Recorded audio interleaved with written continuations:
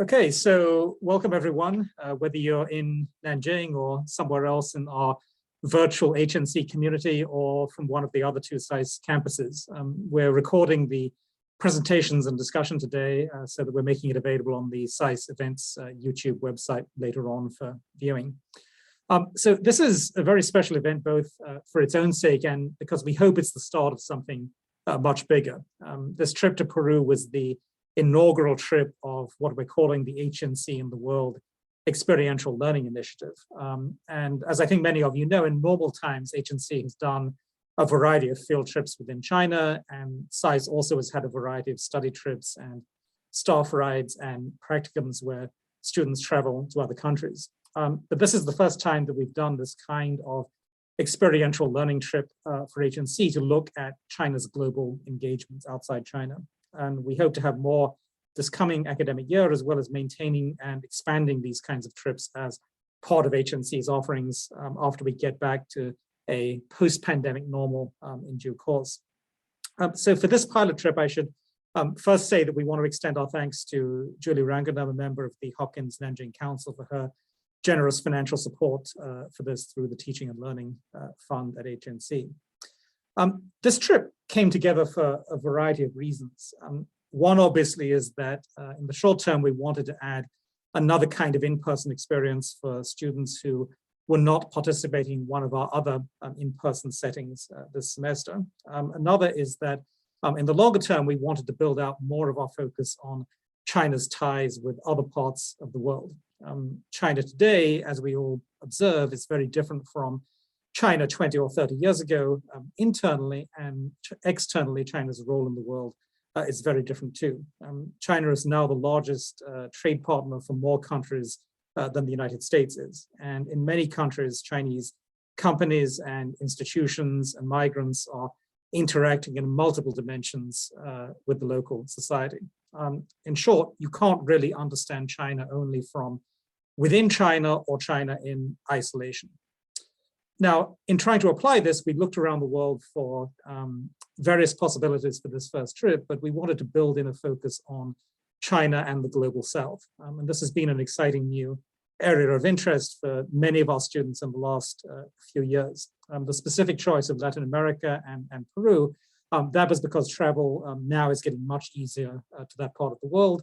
And myself, I'd spent quite a lot of time in Peru over the years, and it was thus, I was fairly well situated to be able to facilitate this trip. I also want to thank various people who helped us and gave suggestions on multiple contacts in Peru dealing with China Latin America issues, including Margaret Myers, who's an alum of HNC and directs the Asia Latin America program at the Inter-American Dialogue in Washington.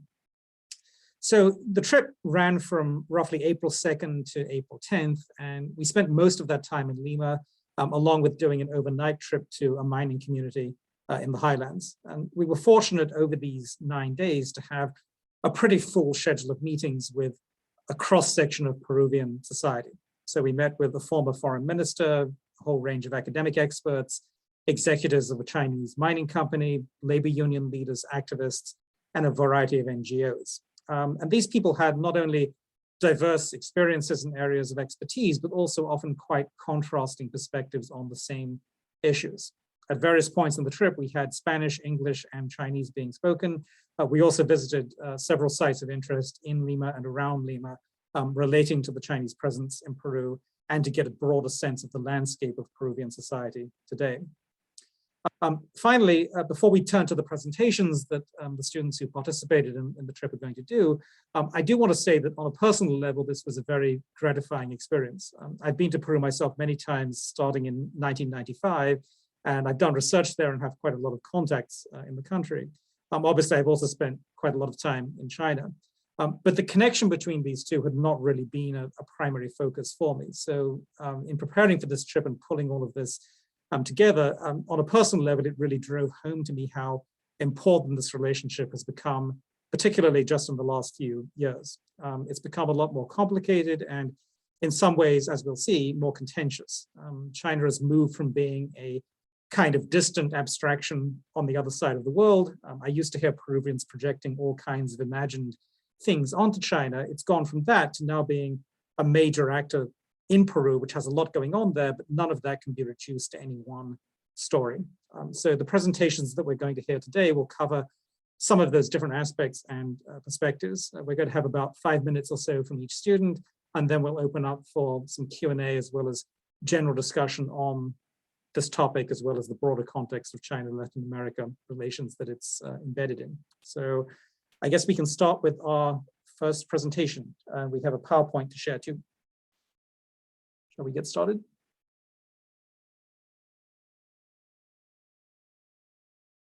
I think, Nai-chan, you're going to do the first one, right?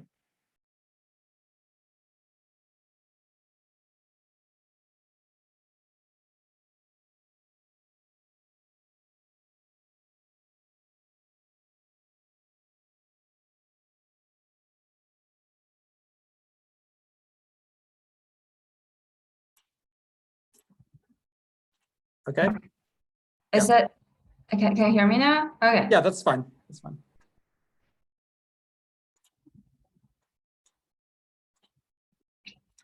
Okay, I'll share my experience or learning experience from the Chinese immigrants in Peru, and also their adaptation of China model.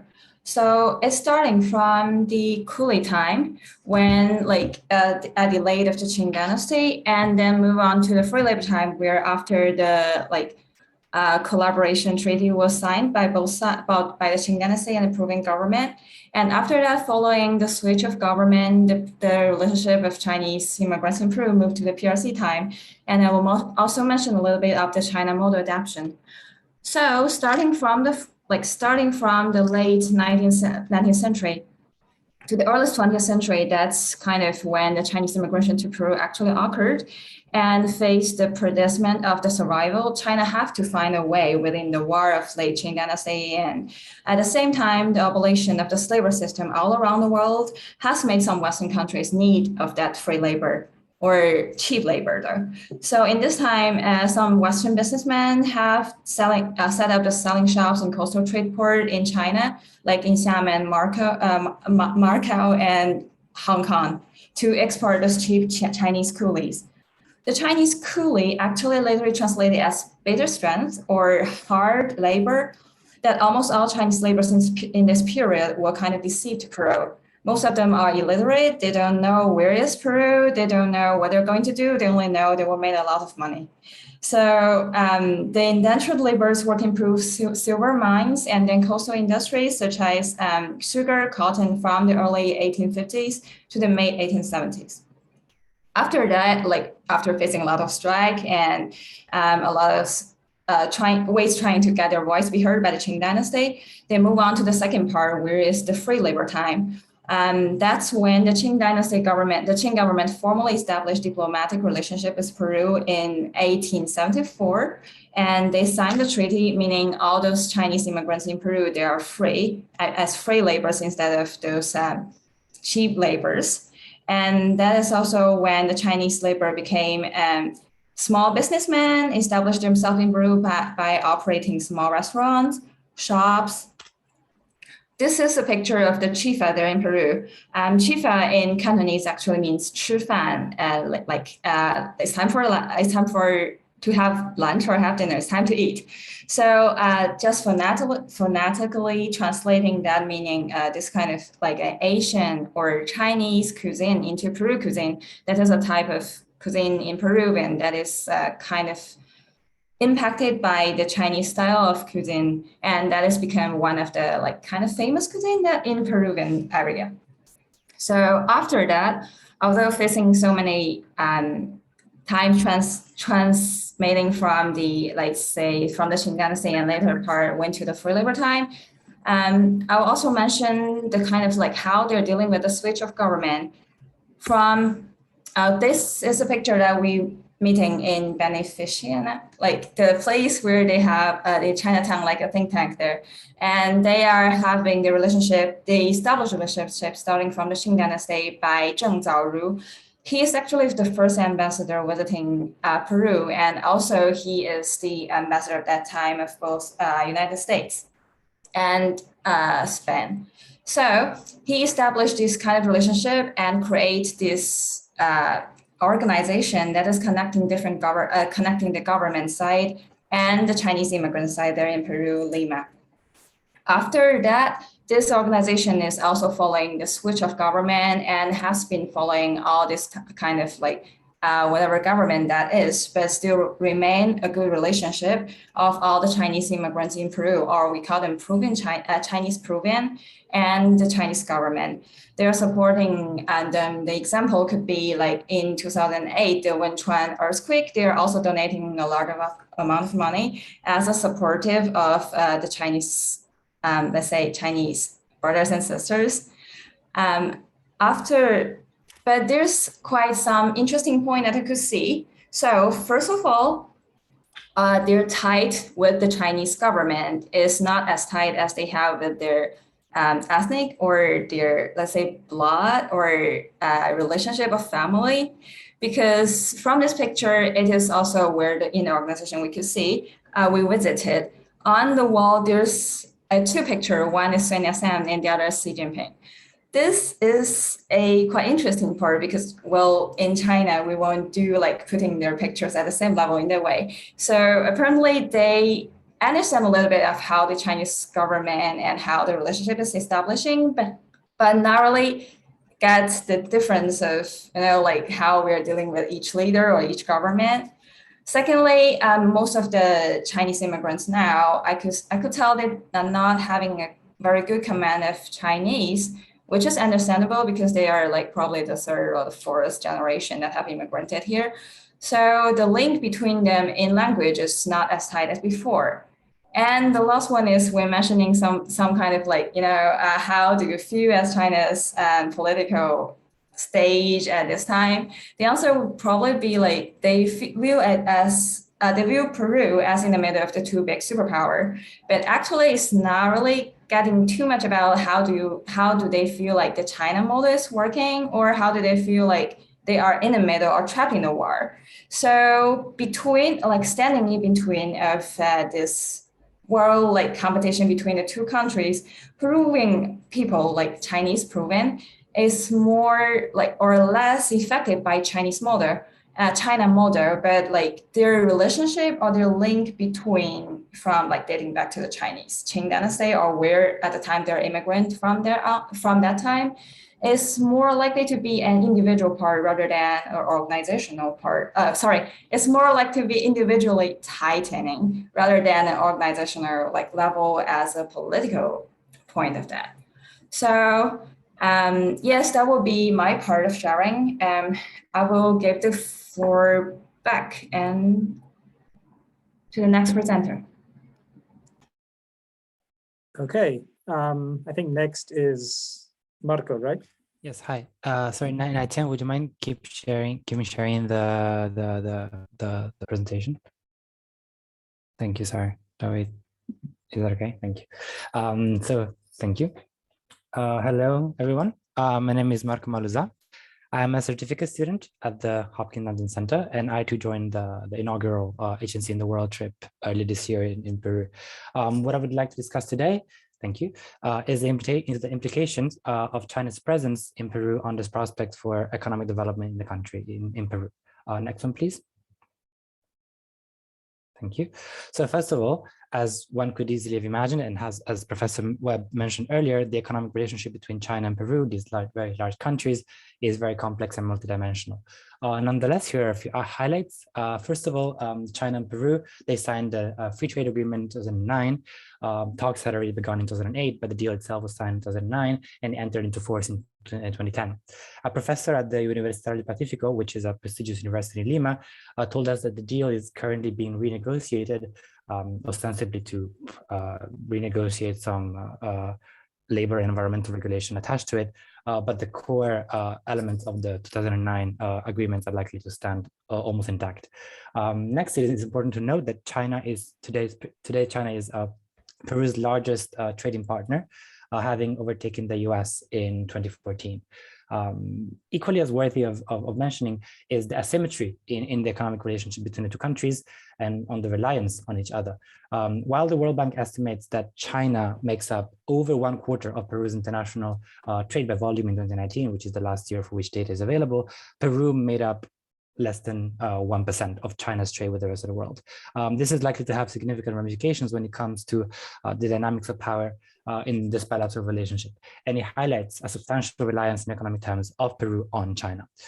Chinese reliance on Peru should, however, also not be underestimated, as Peru is actually among the top destinations for Chinese outgoing foreign direct investment in Latin America and the Caribbean region. I think it's up there with Brazil. Another key aspect to note is the fact that the overwhelming majority of the Chinese FDI, foreign direct investment, into Peru is concentrated in the extractive and mining sectors, primarily in the mining of copper, of which Peru is the third largest producer in the world. But also there is also some FDI in the fishing industry and in finance, etc. In terms of China's role in Peru's developmental strategy, I would argue that the Peruvian model relies crucially on foreign direct investment, such as China's, as a source of economic growth. This implies the inflow of large amounts of foreign capital into the country, and the investment of the revenues that it generates as a result of taxation, leasing rights, higher local employment, etc., into socioeconomically beneficial sectors such as education, but also healthcare, rural infrastructure, poverty eradication projects, etc. Further, the sheer amount of inflowing capital, especially from China, can help the country along its process of capital accumulation, which is very important towards economic development. And things like learning by doing externalities can also help Peru catch up to the global technological frontiers in the mining sectors at first, of course, but then hopefully trickling down into the remainder of the economy too. Any FDI-led developmental model, however, also suffers from significant dangers and threats. Chief among them is what is known as the resource curse, according to which the exploitation of natural resources in a country, it's not necessarily a developmental gift, but it can also turn into it can also give rise to worsening economic and political conditions in a country. There are several aspects to this phenomenon, which I will not go into, but here are a few of them. First of all, as the natural resource sector expands, the copper sector, primarily in Peru, thanks to China's investment, this sector draws in labor and resources from other sectors and also from abroad. And it also leads to an appreciation of the currency, the Nuevo Sol in Peru. This in turn can reduce the competitiveness of other sectors, and it can end up greatly increasing the reliance of the whole economy on the mining sector or the mining sector only, which happens at a time when the country itself should be pushing for economic diversification. So you can push Peru back into greater reliance on the mining sector.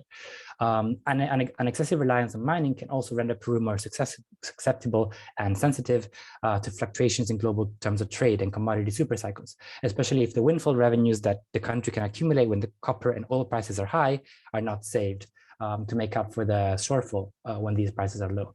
It also leaves Peru open to the stabilizing possibility of capital flights and sudden stops of FDI whenever global economic conditions worsen. Finally, large amounts of natural resources can generate substantial economic rents, which can in turn have a negative impact on the governance, the quality of governance in the country. Insofar, they can weaken democratic accountability, they can erode trust and economic mobility, and they can lead to the proliferation of corruption. Another important dimension to consider is the conflict within the Peruvian state between having to show itself as an attractive destination for global investment, while at the same time having to safeguard the rights of the people, because the state itself might be pushed into what is known as the race to the bottom globally in terms of environmental and labor regulation, which is in turn by lowering the standards is likely to fuel social unrest, worsen inequality, and give rise to mining conflicts like the one that are already ravaging around Peru at present.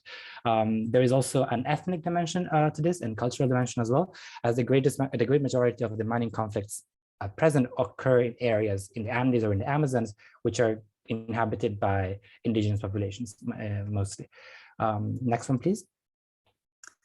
Yes, to summarize, to me, the big developmental questions that arose during the course of the trip mostly revolve around the question of economic diversification. Can Peru keep moving along its economic diversification path? And does China's presence so concentrating in the mining sector, does it help or does it hinder this process? And as related to this question of diversification is the question of rural development strategy. Can Peru put forward what is a credible and a capillary rural development strategy, which could have several positive applications and the consequences, such as stemming the massive urbanizations that have taken place in recent decades in Peru and alleviate the large rural urban gaps. And also, of course, it could go some way towards respecting indigenous rights and improving their conditions, while also providing a viable future for the rural population, as opposed to having to migrate to the cities. And of course, it would leave open the door for a sustainable development strategy beyond mining. Yes, this was my section. Thank you very much. Okay, thanks, Marco. I think Forrest is next, right? Oh, good morning, Forrest Purnell. All right, today I'm going to be talking about the village that's in this image. It's the village of Nueva Morococha. It was built by the China Aluminum Corporation, Chinalco. Over the last 15 years, the company has relocated over 5,000 residents from the old village that is now the site of a $3 billion open pit copper mine, Torremocho, which produces 20% of Peru's exports of the mineral. You'll hear more about this village from other panelists today, and more full discussion of the various issues that surround it.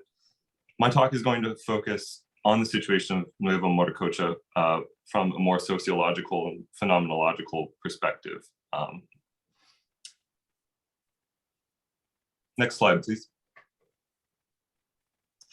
Cynthia Sanborn and Victor Cheng have contrasted Chinalco's Torremocho project favorably, not only with other Chinese companies' projects operating in Peru, but also with the extractive industry in general in the country.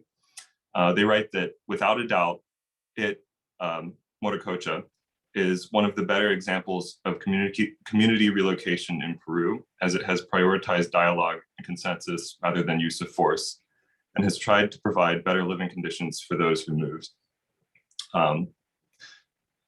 My opinion, based on observations in Peru, is that generally this conclusion on the surface would be supported by the things that I saw. Other panelists may disagree, but you'll hear from them. Rather than discuss the relative merits of the project, I'd like to frame the discussion around something different.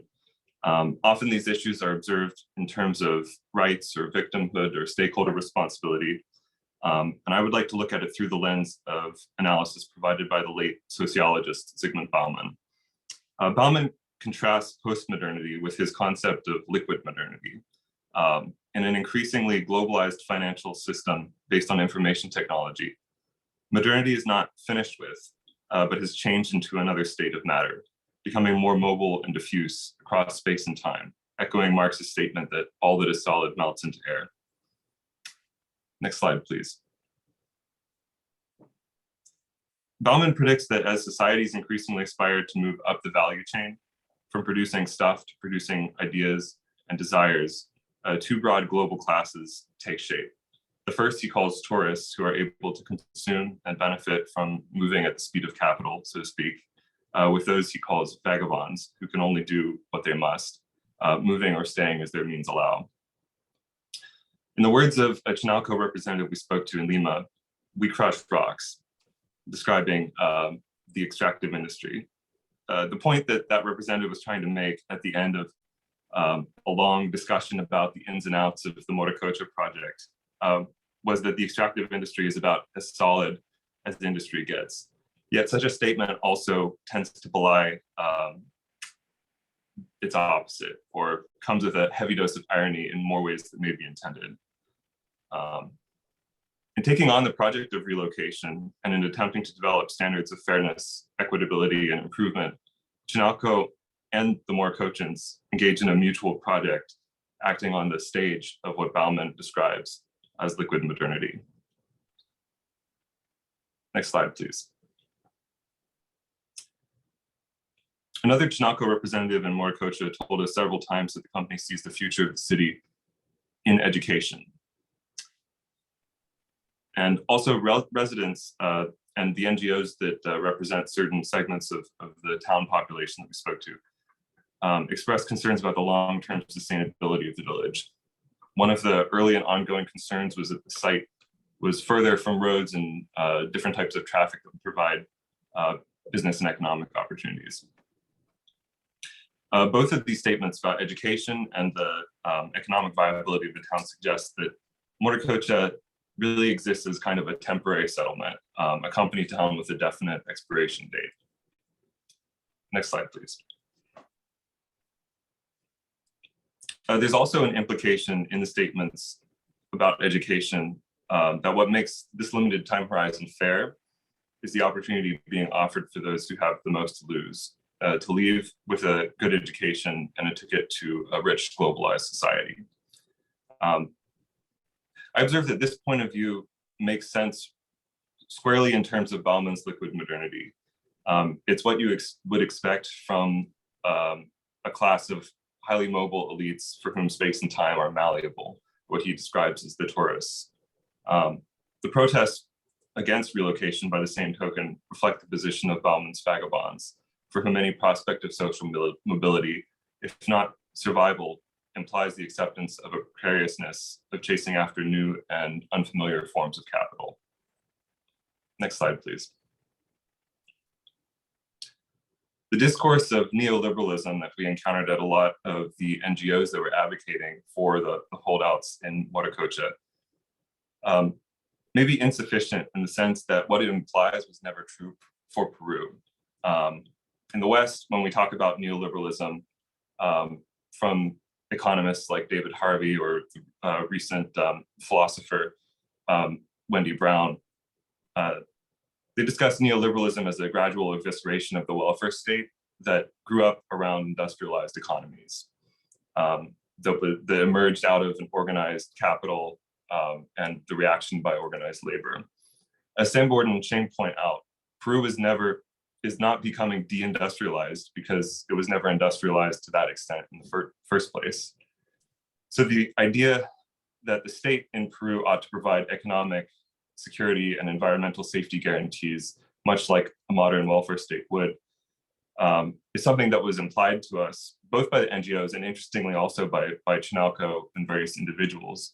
But it's a discussion not of returning to something, but of going into a future that Peru has never had. And often this discussion would be followed up with a statement that Peruvian institutions are weak. Next slide. So as China's capital roams into states where institutions are weak, even the most basic industrial activity will encounter issues of complex sociological nature.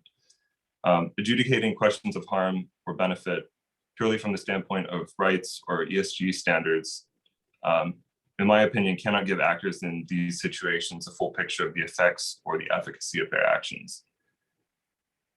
As a state where institutions remain strong, or at least where neoliberalism hasn't played out under the same dynamics as the West, is China's stance toward the developing world fundamentally different, or is it constrained by the larger context it is acting inside of? Is it ultimately going to succumb to the same dynamics of Bauman's liquid modernity, or is it practicing something new, or is there space for it to practice something new? One academic we spoke with seemed to believe that Chinese development holds the key to avoiding the middle income trap. But is that development pathway defined completely in terms of a larger context? Bauman's analysis of modernity as liquid and the types of subjectivities and incentives created by globalization offers a good starting point to decipher what fair means across a wide variety of situations. Thank you, that's my presentation. Okay, thanks, Forrest. I think Nancy, you're up next. Yes, thank you. My name is Nancy Brancati, and I will be speaking a little bit about Peruvian economic dependence on China and really the interdependence between the two countries. Peru has sort of been like nicknamed or coined like one of the economic success stories of the 21st century in Latin America. And that is in large part because of this trade relationship with China and everything that China does kind of to support and develop Peru's economy. Peru has a growing middle class similar to China. And a lot of that is because of, it's sort of propped up by this trade relationship and the mining industry, which is a large percentage of Peru's economy. So China overtook China overtook the US as Peru's #1 trading partner since 2011. And before that, the US was Peru's #1 trading partner, but now China is #1 both in imports and exports. So Peru exports primarily minerals and raw materials to China, and then also imports goods like textiles and clothing. And then because of the mining industry, China is investing heavily in the mining industry, as we've seen with the those Chinese mining companies, state-owned enterprises. And then this is sort of expanding into transportation, infrastructure, and ports to sort of facilitate and continue this trade relationship. Peru is the world's #2 copper exporter, only second to Chile. And Chinese companies are sort of involved in about 25% of the copper mining in Peru. And China and Peru enjoy a free trade agreement, which has continued to sort of bring their relationship closer and closer. This close trade relationship between China and Peru and this sort of like economic interdependence was something that was emphasized by almost like every single group that we met with. So the former foreign minister, several NGOs about like sustainable development and the environment, and some labor activists. So really just the emphasis of the close ties between China and Peru were, of course, the focus of our trip, but as well as the focus of many people that we met with. However, the groups that we spoke with also emphasized sort of like there seemed to be a general consensus or key points hit by many of the groups that there was sort of a dissatisfaction with some of the Chinese business practices in Peru, such as like not maintaining or following up with promises, sort of like skirting or ignoring government relations, unfair or like labor practices.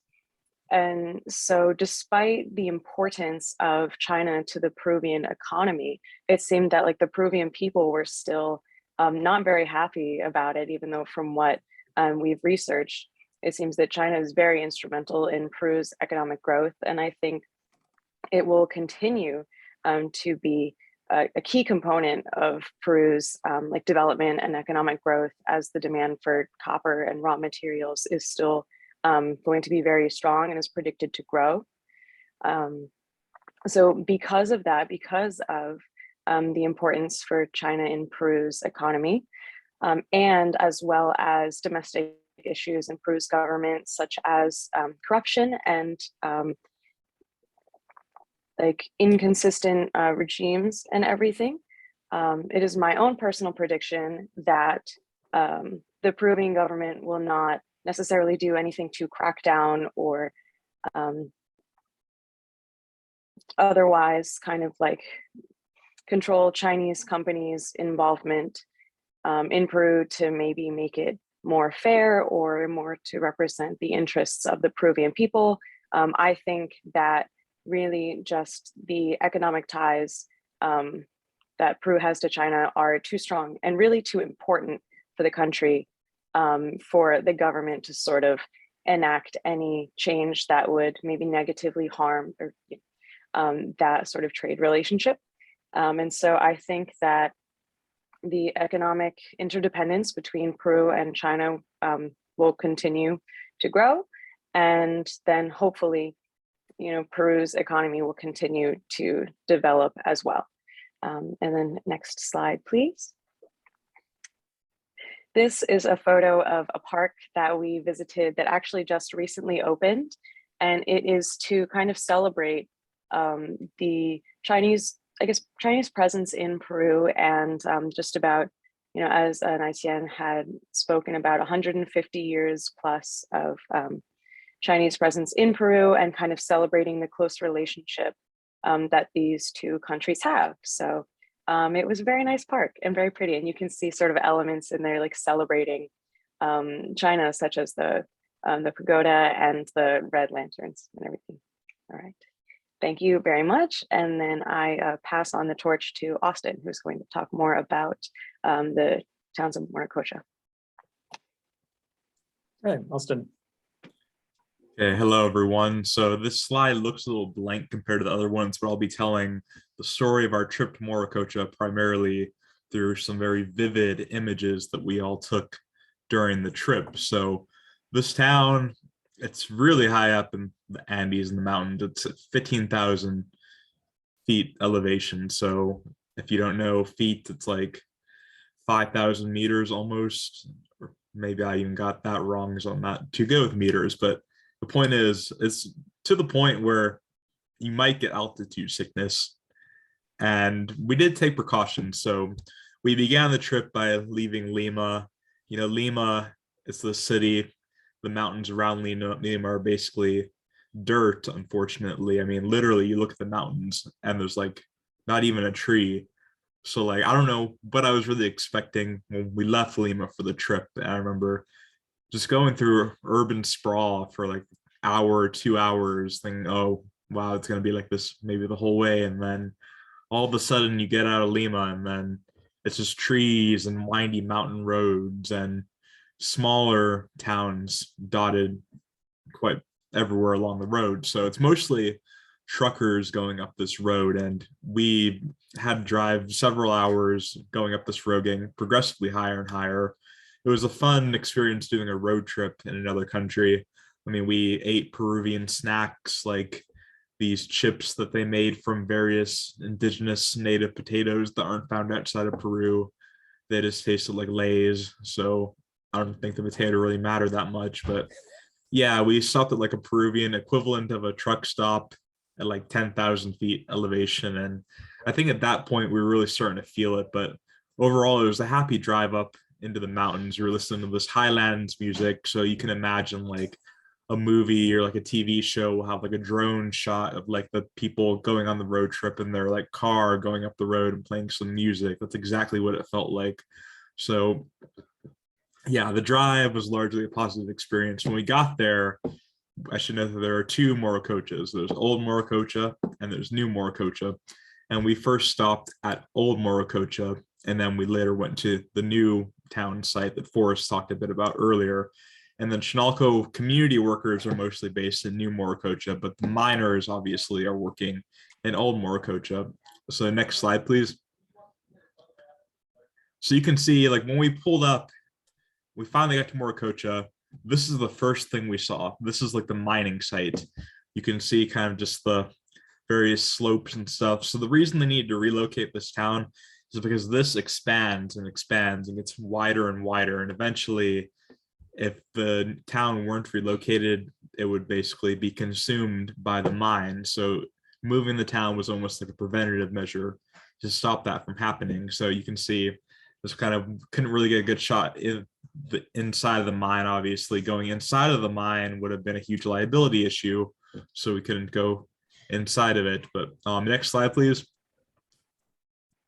And then we talked to a couple of like people that were just walking on the road, figure out how to get to Old Morococha, where the various village holdouts were living. So the people that still live in Old Morococha are the people that did not want to take the deal with Chinalco and move to the new town.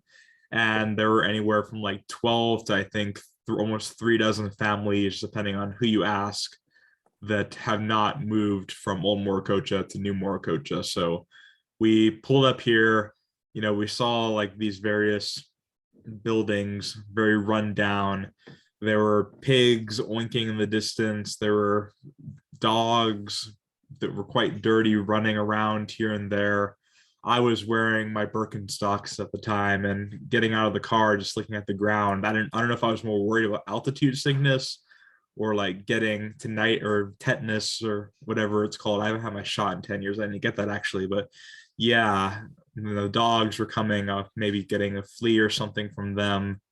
So yeah, Dr. Webb advised me to switch into my boots. And so I went to go put on my boots. And I think that's when the altitude sickness really hit me, is when I went to go bend down to tie my boots and I felt like I was actually going to faint. I think I almost would have fainted if we hadn't taken preventative measures with ibuprofen on the way up to prevent altitude sickness. So shout out to Forrest, and I think Nancy for figuring that out, and probably Rebecca too, or whichever you guys figured out that we needed to take those preventative measures, because otherwise I very likely would have fainted in that moment. But after that, these three, and Marco too.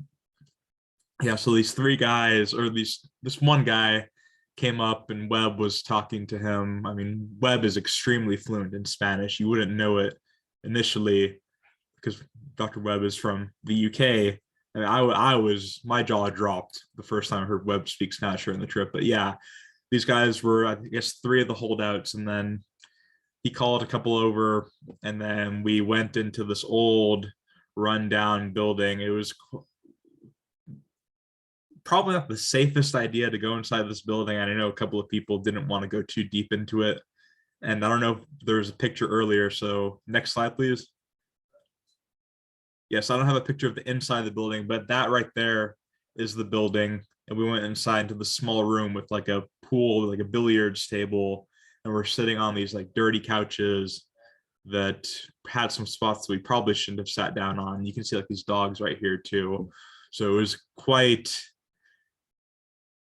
a risk to an extent, but ultimately we were all fine. And being in this room talking to them kind of felt like we were in like some revolutionary meeting, like the Peruvian Sons of Liberty or something like that. Like the sign in the background, you can't really see it in this image, it's kind of cropped out. It's like, oh, this is a political movement. And there's two of the guys in the village right there, and there's another one that's taking this photo as well. So talking to them about the village was interesting. They tried to clear it up from their perspective. I don't have everything they said in my mind off the top of my head, but they did address the number of families that were actually in the village. I forgot what that exact number was, but they told us just various things about them, their experience, and their experience dealing with Chinalco. So yeah, after that we left. Next slide, please.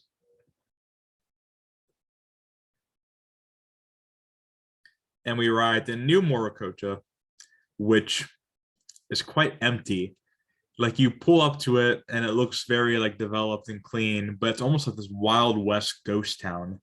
So like you think of like there's like someone coming out and like you're gonna pull out a gun and like have a duel with you. That's kind of what it felt like on these streets. So there's like very wide and empty, and there's these buildings that almost look like saloons. Like so you like see these doors in the background, like each of those is like a dwelling for someone, but it almost seems like those doors are just gonna swing open and like you're gonna find where all the people are at, because you don't see them outside. So it's like, where are they?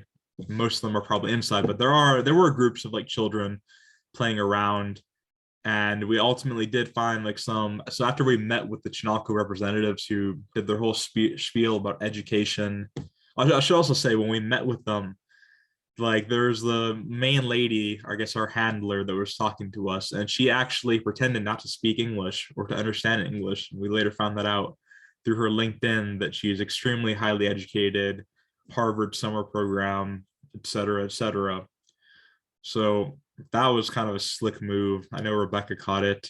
I didn't catch it at the time, but yeah, we talked to them. And then we actually like went to this coffee shop or this pastry shop or whatever it was, and talked to some of the townsfolk, villagers, the people of Morococha there.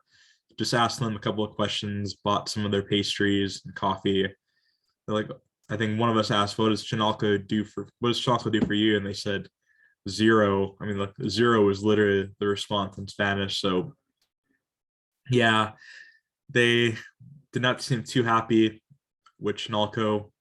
They didn't go much into depth about their various grievances, but they didn't seem just happy in general, but that was mainly because they were with their friends and family. And all of a sudden, like a group of us strangers from a faraway place walks up and buys some of their things. So I can imagine that made them happy. It didn't seem like they get much business overall.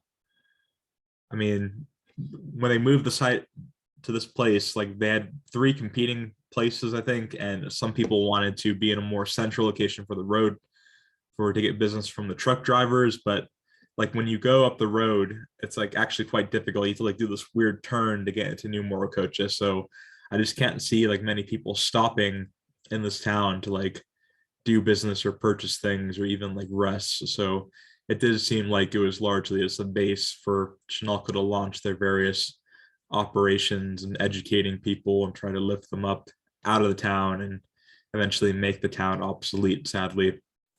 And so on next slide, please. So one of the things they they mentioned was potentially accommodating other economic activities like raising livestock. So you can see like this is literally right at the edge of the town. You hit like the edge of the concrete, and then all of a sudden it's just these grasslands that almost reminded me of Inner Mongolia, kind of. So it looks like there's some potential for livestock grazing. Maybe not everyone in the town can have a full like agriculture, like livestock farm with cows, pigs, or whatever, other llamas. I'm not sure if llamas are a type of livestock in Peru, but they could probably accommodate some of it, but obviously they're not going to have full scale livestock, especially even at this altitude and with this amount of grass. I mean, the terrain here changes quite drastically. So we can look at the next slide.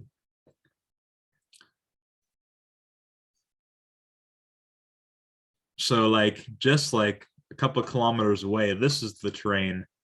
So there's like rivers and like mountains and like icy dirt patches everywhere. So the terrain changes quite a bit. And I should also note that there's other mining companies in the area. So one of the things with actually going to visit Morococha is we got to like actually see some of the things that we were told in various meetings.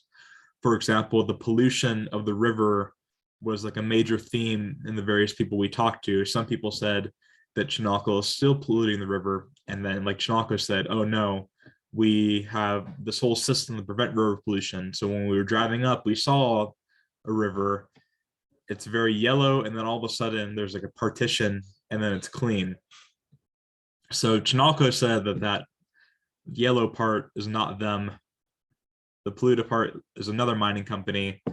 That might be true because when we were driving away, there was like an Austrian mining company that was in the general area where that pollution was coming from in the river. So yeah, there's various different water bodies, lakes, rivers, then various types of mountains around Morococha. So that grassland that we saw in the last picture very well could be one of the few suitable places for livestock in the area. Next slide, please. Yeah, so Ellie will now speak. After we left New Morococha, we just went down to 10,000 feet, stayed in a hotel. If you ever have a doubt about like your Fitbit or something that tells you your oxygen saturation when you're sleeping, don't, because I learned very quickly that my oxygen saturation did dip quite substantially that night. So it's true. And please welcome Ellie to give her presentation. Hello, thank you, Austin, for your presentation and for explaining Morococha. I'm going to talk more about how Peruvian civil society groups and the Peruvian Chinese companies view Chinese state-owned companies in Peru, because the majority of companies that operate, Chinese companies that operate in Peru are state-owned, either local or federal state-owned companies from China. So many of the civil society groups that we spoke with, the NGOs, especially the labor union groups dealing with labor unions in Chinese companies, and these are labor unions that are not created by the company, but by the workers at the company, viewed the state-owned relationship in Chinese companies as one where the Chinese companies were directly controlled by the state. They received all their directives by the state, and even that the Chinese state approved of their actions in Peru. There would be issues with labor disputes or environmental disputes between the Chinese SEOs and their workers, or local community groups, often indigenous groups in the areas where they're working, because a lot of these extraction enterprises are taking place in very rural areas in the Andes or the Amazon, where you're dealing with a lot of different interests, because a lot of the communities there, they're not only rural, but a lot of them have a high indigenous population that's not very well protected in Peru. And so there were there's a lot of cultural sensitivities you're dealing with there. And so there's a lot of potential for issues between the company, the state, and these different communities. And so when the groups that we spoke with, when they had an issue with the Chinese company, they noted that one of the biggest issues they had was getting that company to communicate with them so that they could express their concerns and try to reach an agreement. And they noted that this lack of communication was worse between the Chinese company and civil society and other foreign companies operating in similar industries in Peru, or at least that was their impression. And so when they couldn't communicate with the company directly, they would often assume, because it was a state-owned company, that they could go to the Chinese embassy and try write a letter to them and try to get them to facilitate a dialogue between the company, because the company is state-owned, so they assumed that meant it not only it belongs to the state, but it's controlled by the state. The embassy would not respond to these letters, and they assumed that meant, at least one group assumed that meant that the Chinese government approved the company's behavior. This is a very interesting dynamic. Some other people we spoke to expressed, not only the executives at the company, who stated that they did not have a close relationship with the Chinese government. They would receive funding from the government, and they would pay attention to 5-year plans and economic changes in direction in China. But for the most part, they operate as a company. They're concerned about their revenues, their economic gain, and they don't receive direct control by the Chinese government. While it's impossible to prove exactly how these companies internally work, other research on Chinese state-owned companies abroad in other countries, and just the general improbability of the Chinese government having the capacity to directly control every decision all of its state-owned companies make inside China and without, probably suggests that these companies are operating as most multinational corporations do, private or state-owned. The difference is more the way that they receive their funding, rather than who decides what direction they go in. And also, when Chinese companies in Peru, well, they might follow the letter of the law, but in a lot of cases in Peru, the law is insufficient to protect local interests and local communities, especially in rural areas. And so there's a lot of damage, especially that resource extraction does to these local communities. And when that causes friction with the local communities, that could also create a negative reputation of China and Chinese companies, which would be against the image that the state in China is trying to project abroad. And there have been issues of state representatives in China censoring or reprimanding Chinese CEOs abroad for their actions that harm China's reputation. So it's more likely that the Chinese SEOs and the Chinese state actually don't have a very close working relationship. But this is an impression that a lot of Peru civil society groups we spoke to seem to have of the companies. Next slide, please. Yes. So one of the reasons why you could have this miscommunication is in part the language barrier. As Nai-Chen noted, most Chinese descendants in Peru don't still speak Chinese. Spanish education in China is not very high. And when you search Chinese internet or databases, there's not a whole lot of research specifically on Peru. It's more generally Latin America.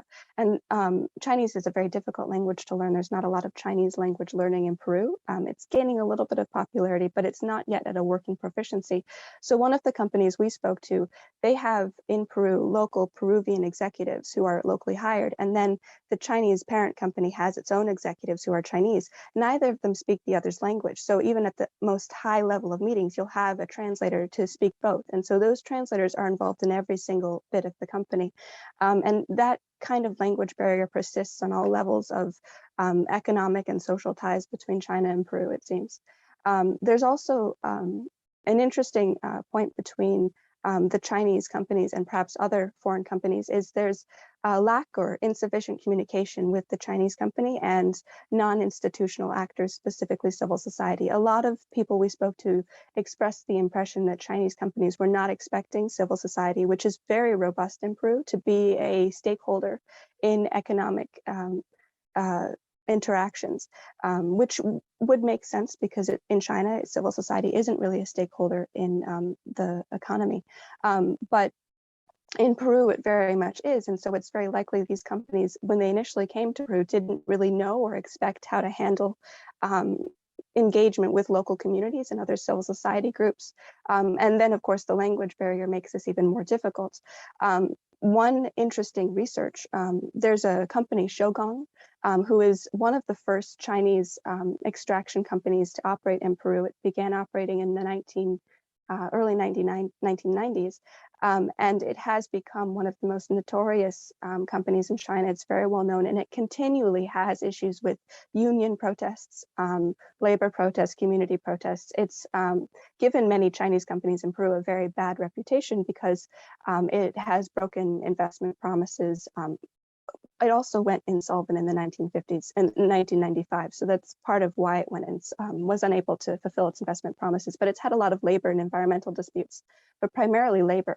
But there was one study I found that compared that with Doe Run, which is an American company operating in Peru in the same industry at the same time, and had a similar reputation on paper for labor complaints and environmental complaints. However, Doe Run is not infamous in Peru as Shougang is, even though they seem to have a similar track record in terms of violations.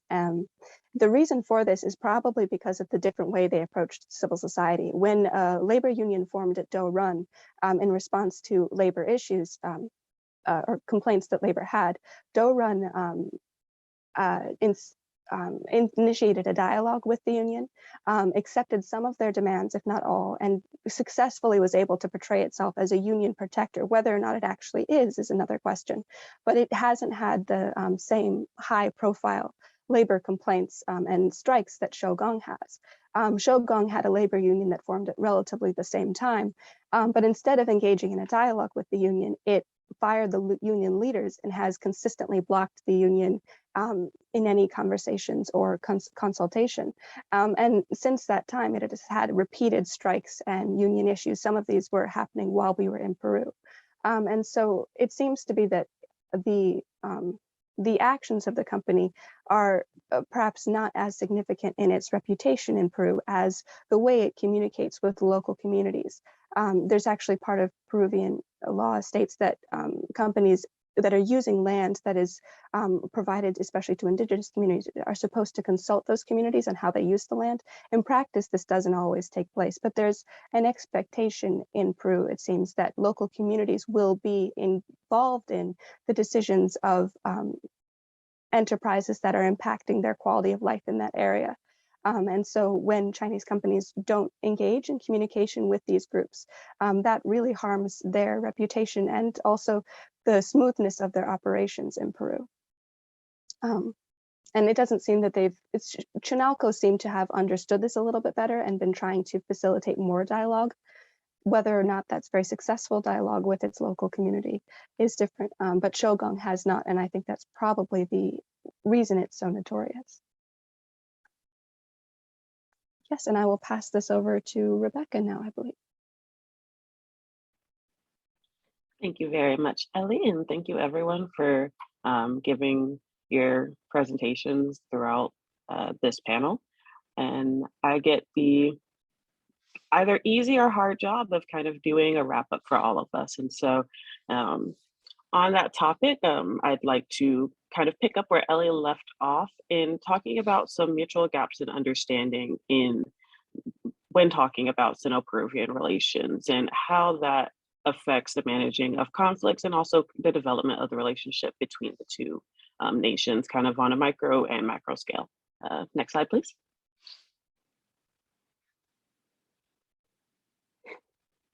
And so there are 5 just quick points in mutual misunderstandings that I would like to briefly review to wrap up this presentation. And also just kind of clarify on what is the Peruvian and Chinese relationship. So first and foremost, I think it's very clear from the various presentations that we heard today that the relationship between China and Peru is one of primarily economic ties. There's not really a political aspect to it. There's not this idea of taking on a Chinese model of development or otherwise really understanding each other on a social or civil level as well. It's an exchange of funds, which leads to a lack of soft power presence of on either side.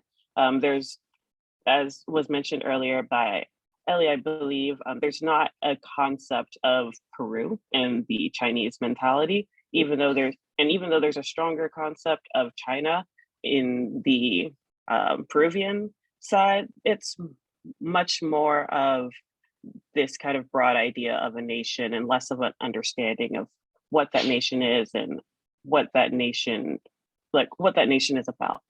And so both nations lack a critical understanding of each other beyond their economic relationships with each other. And so their relationships, as everyone has kind of brought up throughout this panel, have consisted of essentially these foreign investment projects that have to do with money and upturning people's lives for the sake of money.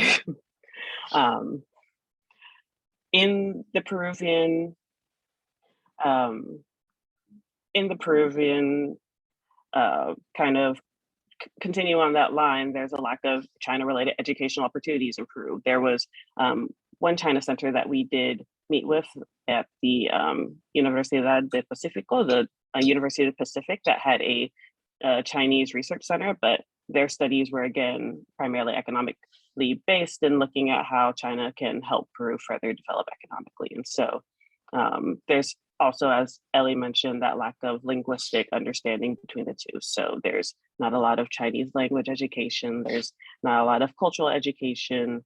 And so it's a very limited relationship. There's also a lack of political understanding or strategy on the Peruvian side. So as when we talked to the University of Pacific's China Center, and we were kind of talking about how they're approaching China and how they're planning on working with China in the future and what that research is looking like, it was very much just restricted to looking at economic relations. It wasn't really looking at China as a whole, and there didn't really seem to be a strategy. It was to continue to work with them in extractive and maybe convince them to move into their agricultural sector through some kind of vague means that they hadn't quite worked out. And so there was just a very clear and stark power dynamic and power difference between the two, in which there wasn't really an understanding, but there's definitely a bias towards who has the most power within this relationship would be the Chinese side, which is providing the funds and providing all of these economic opportunities for the Peruvian side. And this is very clear in that, as was mentioned by Marco, they're currently trying to renegotiate their free trade agreement, and they're essentially hitting a brick wall where there's no response. There's not really a way for them to, they can't quite figure out how to breach this issue with the Chinese side and how to open up these relations and start dialogue. And so as long and dynamic as Chinese and Peruvian relations have been, there are still these large gaps in how they understand each other and how that affects how they can manage conflicts and dialogue in their present day interactions with each other. And it'll be very interesting to see if those obstacles are something that will be overcome in the relations in the future.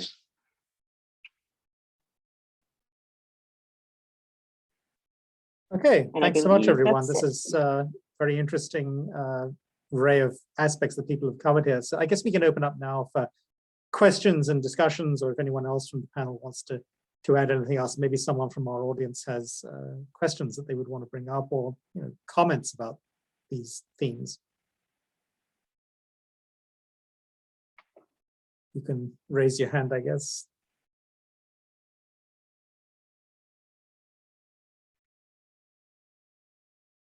I guess one question I would ask myself, just to get us started on this, did any of you find anything particularly surprising? I mean, what were you expecting before you went to Peru, the relationship between China and Peru to be, or the Chinese presence there to be? Was anyone expecting something very different from what they observed?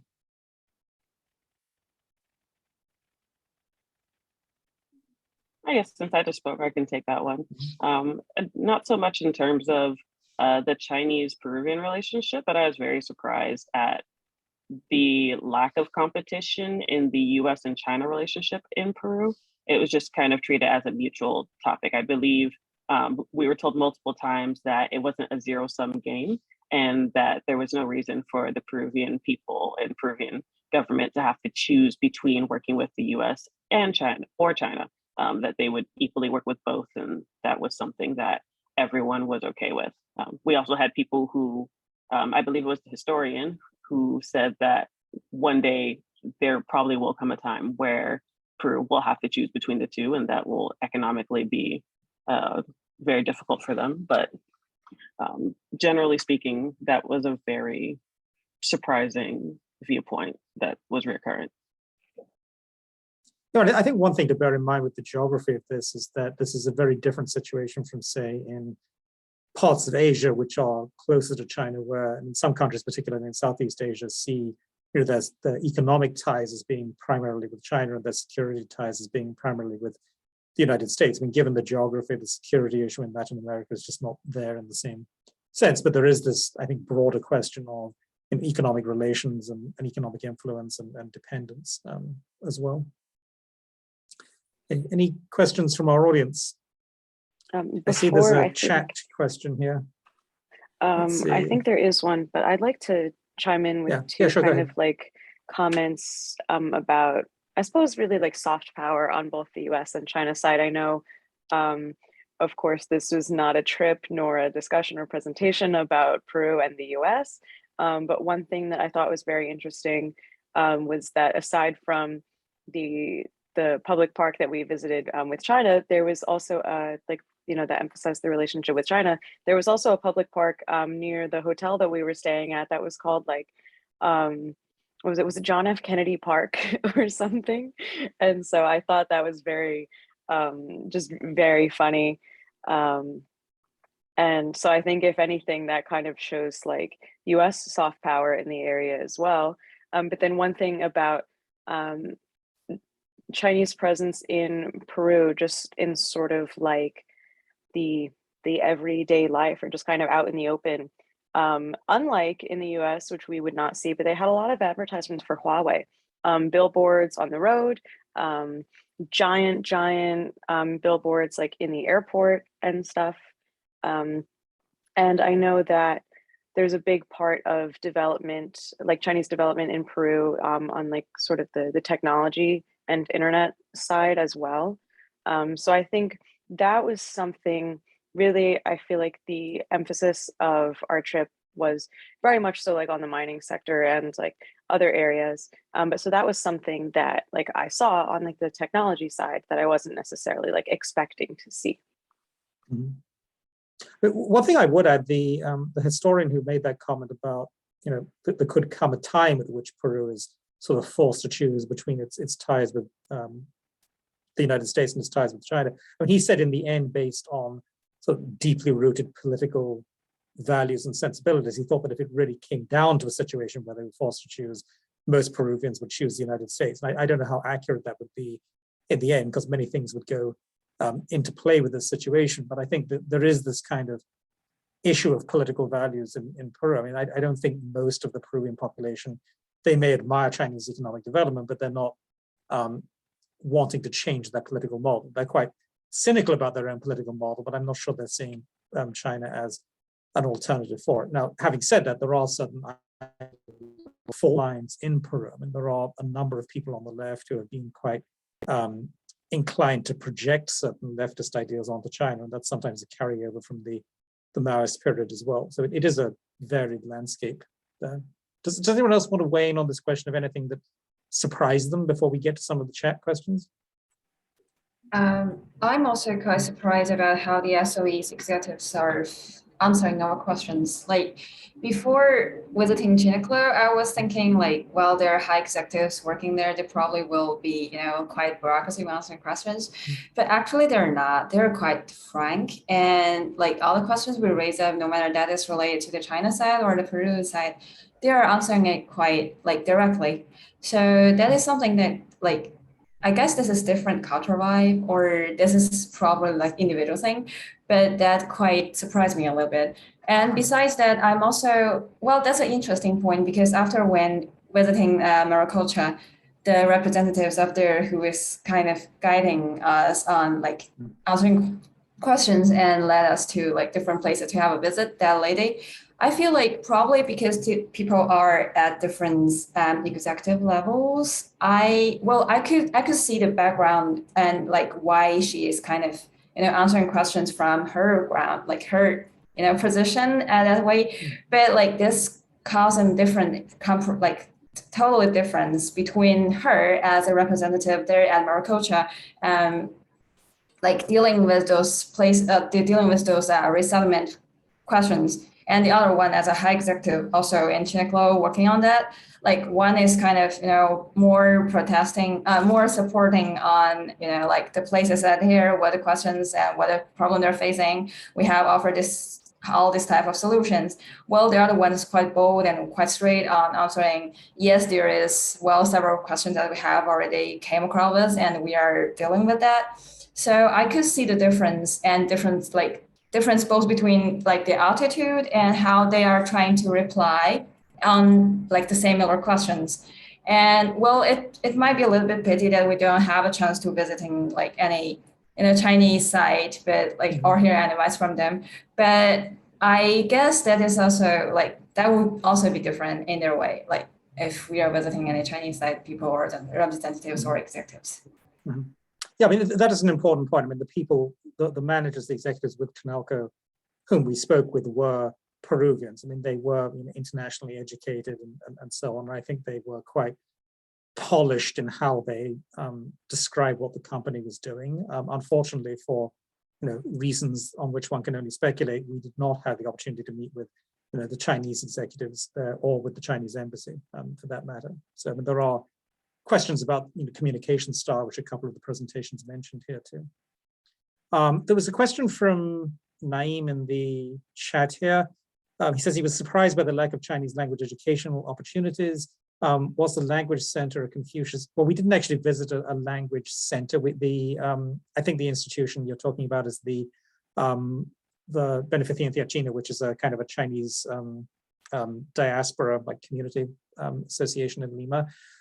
There have been Confucius institutes in Lima. I'm not sure if the numbers have declined a bit. I did actually visit one at one of the universities in Lima around 10 years ago and spoke with the Peruvian administrator in charge of that. So there are people who are interested in learning Chinese. I think what often happens in Peru and in a number of other developing countries is you'll get people who will sort of study it for a year or two, but then not continue to a point that they will become sufficiently proficient to really work, with Chinese institutions and engage on that level. But there is growing interest, definitely, in it. Okay. Other questions or thoughts from someone?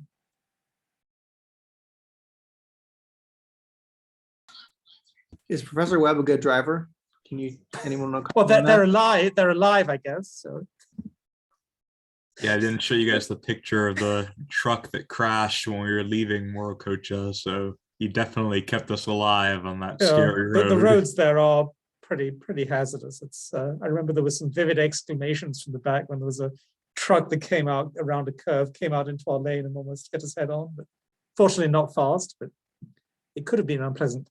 There's a hand up from VEB, whoever VEB is. Hi, everyone. Thank you so much. My name is Vivian Benewald. I'm an incoming HNC student and mayor student. Thank you for so much information. I had two questions about, the first was about the damped water that was mentioned, and one side being clean and the other side being quite messy. Are you able to hear me all right? Yep. Okay. So is that common in Peru? I know that it would be very easy for other countries and other companies to take advantage of what has been played as a narrative throughout the world, China's environmental trip ups, if you will.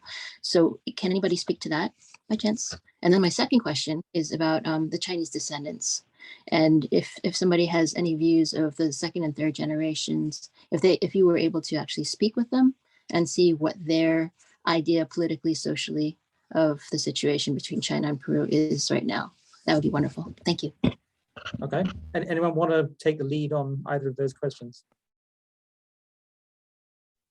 I guess I can get us started on the first part, which is about pollution, water pollution in the area. So yes, as Austin mentioned earlier, when we went up to Morococha, on the road between the old town and the new town, so that the mining town and the constructed town, there was a lake, and there, while we were in Lima, one of the officers at Chinalco, he had shown us photos of kind of the wastewater coming out of the plant being very, very clean, and then joining the main waterways, the main rivers and canals in the area.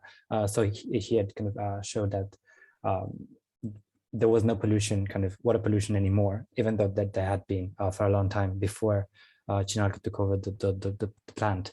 However, while we were driving down towards the new town, we saw that there was a whole area in the lake that was actually where the water was yellow, at least on the surface, which is one of the colors that would be produced as a result of copper mining activity.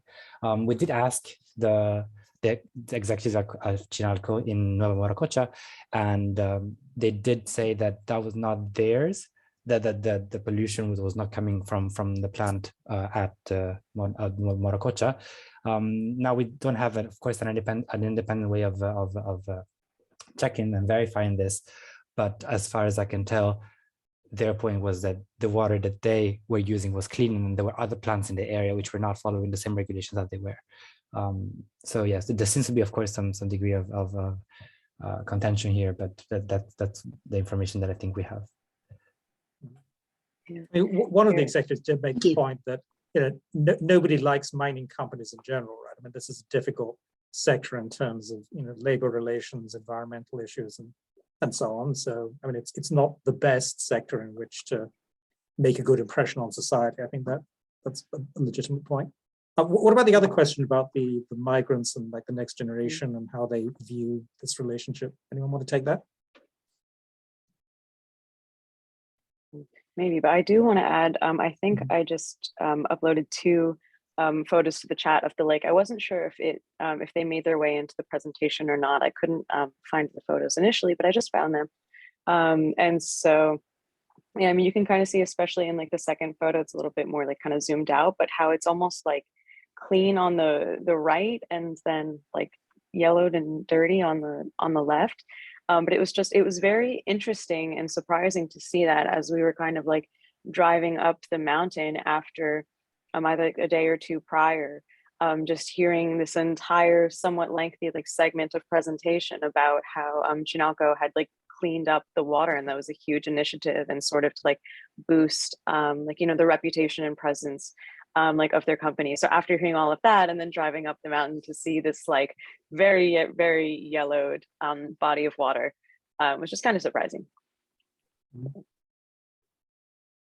Who wants to take up the migrant question, like how the Chinese descended community views some of these issues? Briefly speak on it, and then anyone else can kind of hop on.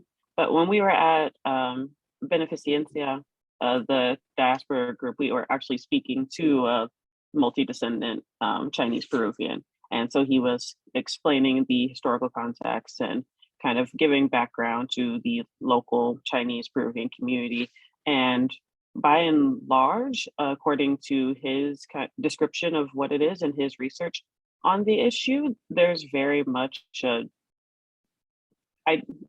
anyone can correct me if I'm wrong, but the way I understood it is that Chinese Peruvians are Peruvian first and Chinese second. And it's only with the newest groups of migrants, primarily from the SOEs or just from China in general, that have moved to Peru, that there is this modern Chinese identity that's being created in Peru once more. Mm-hmm. Yeah, but I think that was a good point. I mean, he did say, I think at one point, that the Chinese who are there, sort of individually as migrants and as families, they're often much quicker to integrate and connect with Peruvian society, but the sort of communication gap or cultural gap seems to be more like state-owned enterprise employees, diplomats, people like that, who are maybe see themselves as being there on a shorter term basis as well. And I think, oh, sorry. Yeah, go ahead, Marco. Thank you. And I think this trend will actually also manifest in the, I guess, the general political affiliation of the Chinese community in Peru, because I remember the person we visited mentioning the fact that, in the kind of conflict between the PRC and the ROC, there used to be a time when the majority of the Chinese Peruvians or Peruvian Chinese would identify themselves with the Republic of China, whereas now there was a period, of course, in which both were kind of equally as represented, and now he seemed to hint at the fact that, especially because of the influx of workers from mainland China, that most people would identify with the PRC side of the dispute. I see there's a very good question in the chat there from, I think it's from Max, right? If you had to give advice to the Chinese embassy or Chinese mining companies to have better business or cultural relations with locals, what advice would you give? Or in general, how can Chinese models of international development be improved to win support of locals? That's actually a very good question across the board here. I mean, if you were giving advice to Chinese institutions to improve their image in Peru or to improve communication, what would you suggest?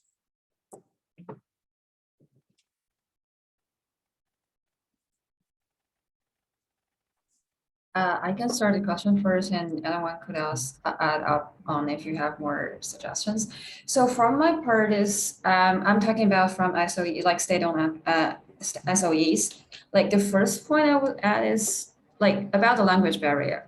I think we've talked about it a lot of times within all those today's presentations.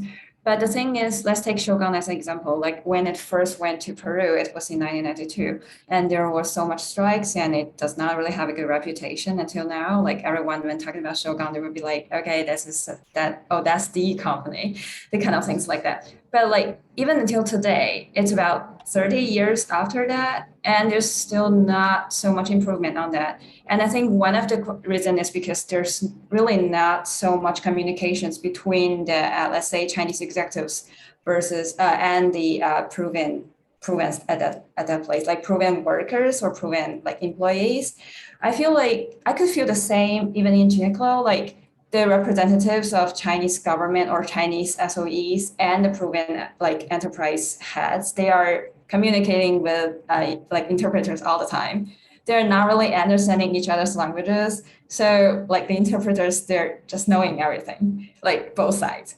So at that point, like if your language barrier is the first of understanding the, like say, culture barrier or like the misunderstanding between two parties, but I feel like the language barrier is the first that like they need to overcome, or like at least there should be more supportive interpreters or supportive representatives that could understand both the language in both contexts. That would be much more helpful.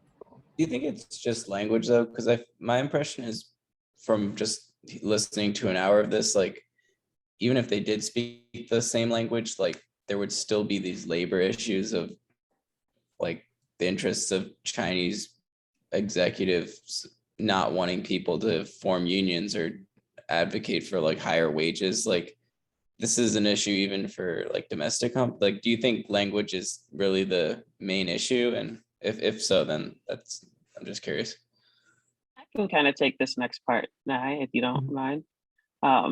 In terms of it just being language, that's definitely not it. A lot of the issues that are present with Chinese SOEs in Peru are issues that are inherent to Peruvian society and companies and business as a whole. So that's something that we kind of have to keep in mind throughout, is that there is a great deal of corruption and prioritization of economic development over civil society in Peru that is not exclusive to Chinese SOEs. It's just something that they also partake in because it's something that's accessible to them.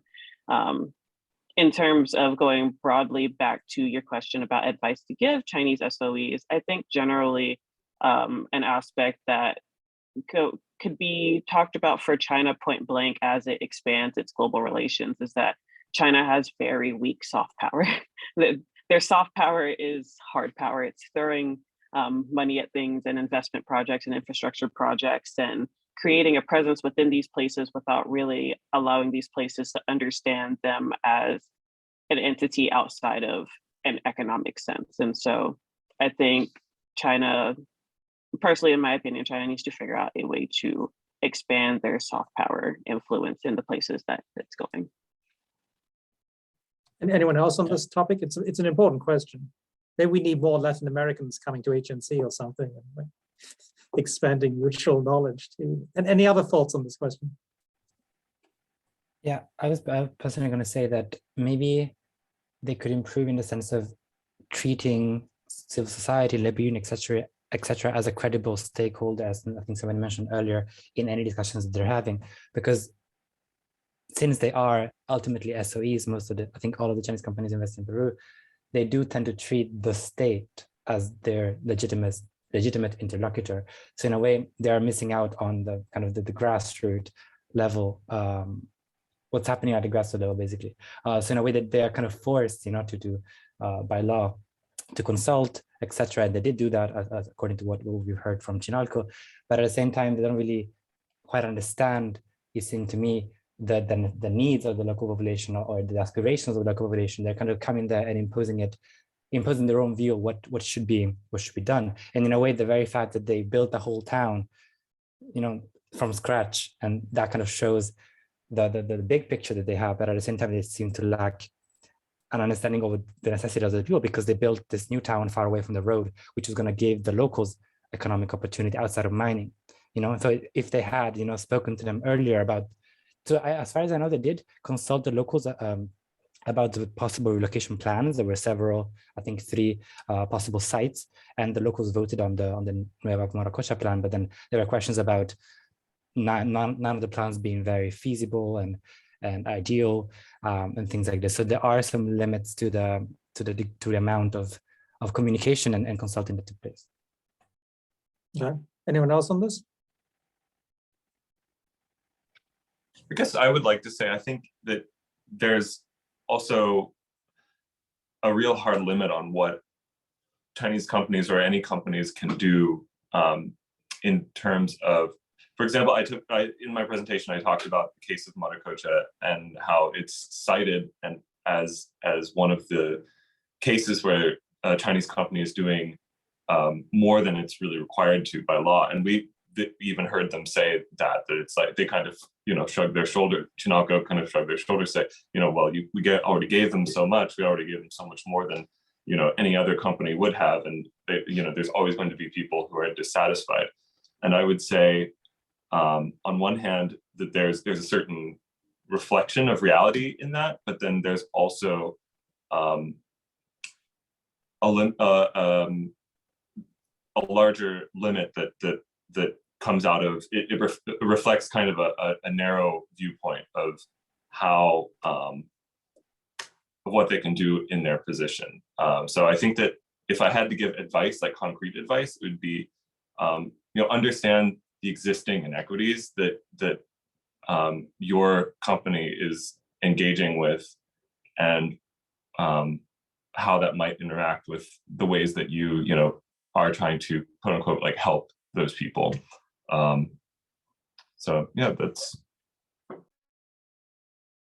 okay. I said that there was a question from Joe Renoir earlier. Joe? Oh, thanks, Adam. Can you all hear me? Yeah. You all alluded to this a bit, but I was curious, did you get the sense that these NGOs, the civil society actors, labor organizers, you get the sense that they're intimidated. The reason I ask is that I was surprised in those pictures. These look like very remote areas, which would increase the possibility of that these people would be very vulnerable. There's a long tradition of labor activism in Latin America, and also a concurrent tradition of crushing of labor activism, depending on which country you're talking about and when. But I was curious, did you get the sense that NGOs, non-state actors, that they're intimidated? And the second question, I guess it's related, and you all have been touching on this as well. Did this change anyone's perspective on these imbalanced relationships? You know, the China relationship with just about any other state is an imbalanced one. And you can say much about the US relationship with smaller countries. Forrest mentioned neoliberalism and the long literature on that. We could also tap into dependency theory, neo-dependency, these kinds of, if you want to go in more of a Marxist direction. But I was just curious, did any of you walk away saying, okay, now I understand what the scholars are talking about. I understand at the ground level what they mean when they say, okay, these are the imbalanced relationships of you know, globalized capital, globalized extractive industry. So yeah, the first is a very specific question, but the second is, I guess, more reflective. I was just curious what you all came away thinking. Thanks. Anyone want to take that? Either of those parts? Yeah, I'll start just, I guess, on sort of like a power imbalance, or what I thought of like the NGOs versus like the companies themselves. I would hate to say that it's, you know, like a David and Goliath type thing, because there was one NGO that we met with, and also like the, you know, the people, that about like dozen families or so that are left in the old town. I would say like, yes, they are very vulnerable, but they have a lot of groups activating or active like on their behalf. One of the NGOs that we met with had actually like presented to the UN as far as, what was it? I guess just like Chinese investment, and they focus on development and like regulation and things like that.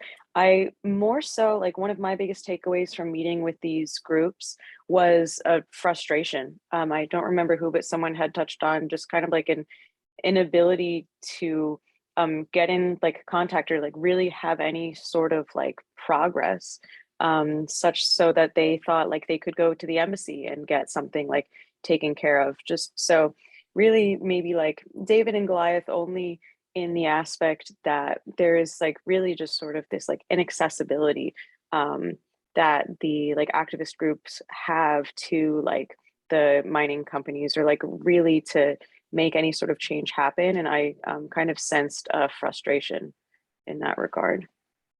Mm-hmm. Anyone else on this? I mean, the point about like intimidation, I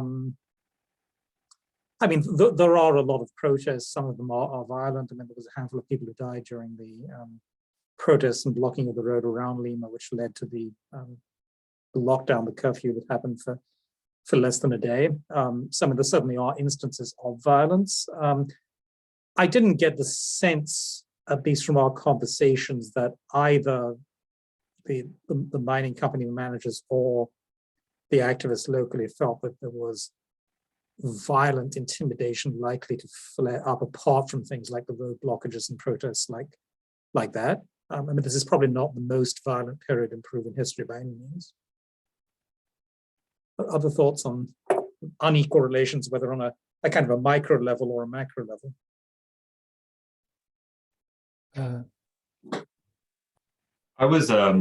One thing that I noticed several of the NGOs were careful to emphasize at several points was that they're for development, that they wanted to ensure that these projects proceeded, but in a way that benefited the interests of all the parties, and that they would come back to that talking point. I think says to me that it's not so much that there's a sense of intimidation, but that there's a sense that there is a space for there to be conversation between the different parties. Where it ends, I think, is and often I think that both Chinalco and some of the Peruvian former government officials we talked to and the NGOs would always end at the point of we have weak institutions. And it was almost like this exasperation that they were speaking into a vacuum to some extent, that there were no actors that were able to act on some of the things that they wanted to have done. So I would say instead of intimidation, it's more like exasperation, but not directed at a particular party. Yeah, but I think it was actually quite convenient for both sides of these tensions to blame the Peruvian government in a sense, right? That either the Peruvian government was not managing these social issues or providing enough sort of guidance or support, or maybe even sort of protection in a sense for companies doing this. And the Chinalco had been left in the situation of having to arrange a lot of this resettlement itself, and on the part of the activists, that the Peruvian government was not, regulating these companies that were coming in and doing this. I mean, it's very easy for both sides to blame the state for not fulfilling its role adequately. Now, the Peruvian state in general is quite weak, and a recurring theme was, somebody else on the panel may want to talk about this, but a recurring theme was that with these changes of presidency and this sort of loose ideological landscape, that there's very little continuity or effectiveness in Peruvian government policy, aside from, trying to attract investment and not putting any restrictions that would make it unattractive to foreign investors. I don't know if anyone wants to take up any of that. Yeah, exactly. This is actually what I wanted to mention. To me, rather than feeling intimidated, they were feeling insecure. And to me, this feeling of insecurity ultimately comes, as I was saying, from the unreliability, the lack of reliability of the support they receive from the state. Because in a way, the state is strong enough, acting strong enough to give them some basic protections, but at the same time, it's kind of either unwilling or unable to go all the way and actually ensure their protection and well-being against exploitation, for instance. I think a good example of this was the fact that in Peru, maybe in recognition of the fact that many settlements around the country are informal and not very well planned out and regulated. Squatters, so people that do not actually have any legal rights to the land on which they reside, cannot be evicted if not through some kind of like agreement, which surprised me at first because the Chinalco actually owned the land over the entire to the mine, including all Morococha. So in a way, they could have just literally evicted them, but they couldn't do it for maybe ethical and political reasons, but also because of legal protections from the state. So the state is acting quite strong in this, preventing the mine from being able, the company from being able to evict the residents. But at the same time, as Professor Webb said, they didn't really offer an alternative. They just said, well, you can't really evict them, but at the same time, they kind of forced them into having to relocate the entirety of the population. And also they kind of left the entire area without kind of any even basic amenities and facilities and public goods. So in a way, there's this kind of conflict within the state of being strong enough to protect these rights, but at the same time not going all the way and forcing foreign companies in this state, in this case, to kind of make up for the shortfall and therefore causing these problems. So this is a possibility of a possible interpretation. Mm-hmm. Anyone else?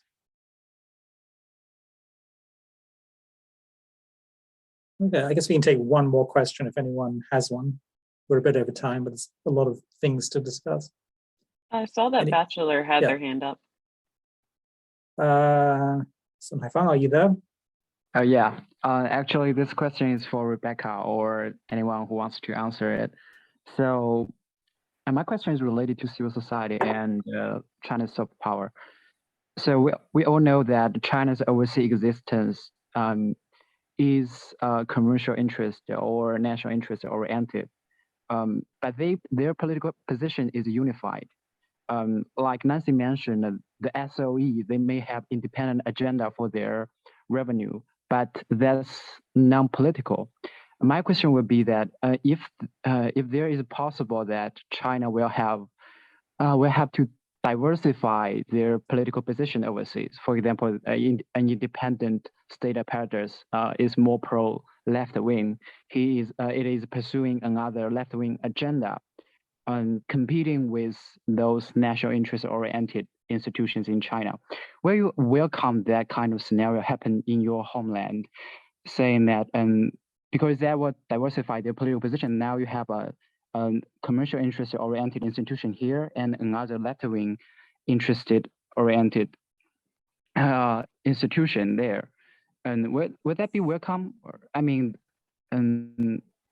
although it diversified the interest, they may create interest conflict between these two institutions, but anyway, if we take the lack of soft power as a disadvantage, they're going to bring better soft power, right? Because people will view China differently, especially those going to generate maybe a positive some, in general interest, but at the cost of intervening in local politics. Would that be welcome? That's my question. Thank you.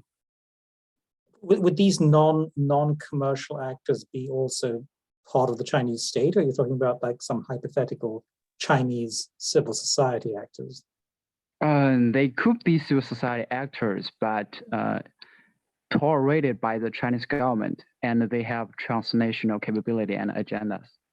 They are tolerated because they have ideological interest, so kind of overlap with Chinese realistic interest. So in a way, they allowed it to exist. So you mean like an overseas CCC branch going up against Chinese SOEs? That sounds like an interesting landscape. Rebecca, yeah, since you were singled out for the question. I know, Rebecca, do you want to comment on this? Let's make a hypothesis saying that the Communist International is operated independently from Soviet Union. I'm talking about that case. Rebecca? I'd first like to say that I feel very underqualified to answer this question. But in terms of specifically speaking on the case of Peru, because I mean, again, we can kind of talk about China's relationship broadly and like how it is increasingly interacting with the world in a global sense, but individual countries are going to have their individual reactions at the end of the day, right? There's a lot of like social and political and economic background that goes into how a country reacts to certain actions, and that's going to vary from country to country. So specifically in this theoretical example that would involve China having a political presence in Peru, I think personally that would be a terrible soft power move, because Peru has no interest in the China model politically at all, or in taking on any type of Chinese politics. And historically, there was a Maoist movement within the nation that led to a civil war. And that was from, I believe, 1980 till 2000. So it's very recent within their history. And while no one necessarily had a negative view of China because of that particular time, and it was a Maoist-based movement, and I don't think they would be particularly keen on taking on any new political ideations. My general understanding is that the Peruvian people are more interested in bettering the political system that they have in place, not being pushed to take on another one or being influenced to take on a different one.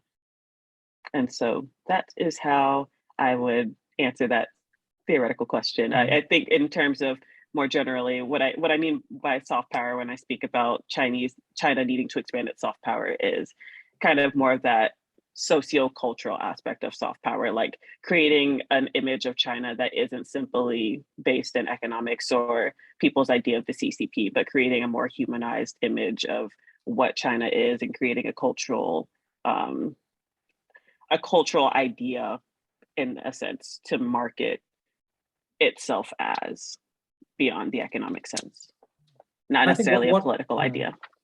But I think one recurring theme across a lot of this is that a diversity of different kinds of engagement in different directions is probably healthier at both ends of this, right? I mean, yes, the idea that China is providing a kind of an economic relationship which is different from that of the United States and the rest of the West, that's perfectly true. But if that relationship is largely based on extractive industries in fairly narrow sectors, but very large economic actors, I mean, that doesn't necessarily increase Peru's leeway or diversify the range of economic benefits in Peruvian society. So yes, I think the Peruvian economy in the long run will benefit from broad engagement across a variety of different economic sectors with actors around the world, not only the US, the West, and China, also elsewhere. I mean, in the long run, the global landscape probably will move towards that kind of economic diversification with different directions of ties and different sizes of actors involved in it. I mean, I think the other point about diverse kinds of engagement beyond economic and political ties, I think that is crucial, right? I mean, people are often projecting things onto this monolithic image of China that they had. If China itself had a more vibrant civil society, which was transnationally engaged, then people might see the diversity of China in their image as well. I don't know if anyone else has a thought on this question.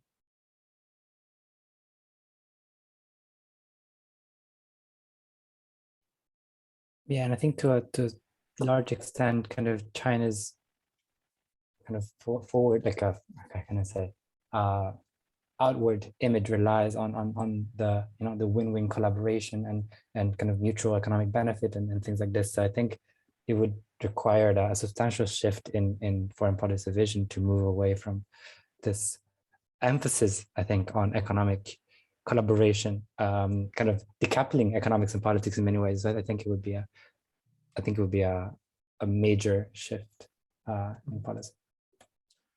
Okay, on that note, I think we're already significantly over time, so I think we can wrap up here, but thanks to all of the panelists, the students who participated in the trip and everybody who's come today. I know some people will be looking at this later on. For those of you who are going to be going to the 35th anniversary celebrations in Washington, we're having an in-person panel covering some of these themes with the Peru trip, as well as experiential learning more generally. So I think this was a very successful trip overall, and hopefully it's a taste of what may be to come for HNC, being able to engage with China in the global context and other settings too. So thanks everyone for coming, and I'm sure we will continue this discussion in other contexts going forward.